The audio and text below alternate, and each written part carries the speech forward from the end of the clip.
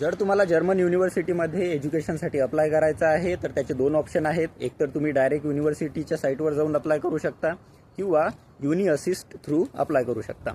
German public युनिव्हर्सिटीमध्ये admission मिळवणे या सिरीजचा हा 6वा भाग आहे. आतापर्यंत आपण APS पर्यंत डिस्कस केलं होतं आणि या व्हिडिओमध्ये युनि असिस्ट थ्रू अप्लाय करायचं किंवा डायरेक्टली साईटवर जाऊन अप्लाय करायचं हे आपण चेक करू. तर युनि असिस्ट म्हणजे हे एक स्क्रीनिंग प्रोसेस आहे, एक सेंट्रलाइज्ड सिस्टम आहे ज्यामध्ये तुम्ही तुमचे डॉक्युमेंट्स शेअर करता आणि तुम्ही त्या पर्टिक्युलर युनिव्हर्सिटीमध्ये त्या पर्टिक्युलर कोर्ससाठी एलिजिबल आहात की नाही हे युनि असिस्ट चेक करतं. आणि जर तुम्ही एलिजिबल असाल तर मग तुमचे हे सगळे डॉक्युमेंट युनि असिस्ट हे युनिव्हर्सिटीला सेंड करतं. पहिलं जे अप्लिकेशन असतं ते पहिलं अप्लिकेशन करण्याची फीज जवळजवळ 75 युरोच्या आसपास राहते आणि त्याच्यानंतर तुम्ही प्रत्येक अप्लिकेशनसाठी 30 युरो तुम्हाला पे करावं लागतात.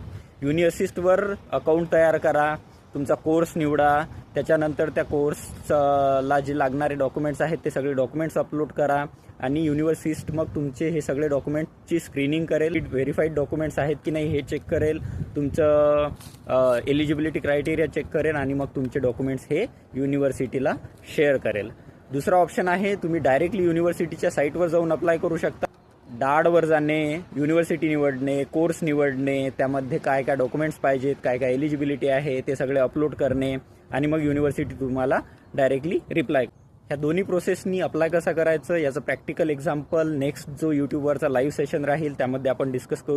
म्हणून तुम्ही मला फेसबुकवर, इंस्टाग्रामवर फॉलो केलेलं नसेल तर फॉलो करून ठेवा. माझ्या यूट्यूब चॅनलला सबस्क्राईब करून ठेवा म्हणजे जेव्हा मी लाईव्ह येईल तेव्हा तुम्हाला नोटिफिकेशन येईल. धन्यवाद.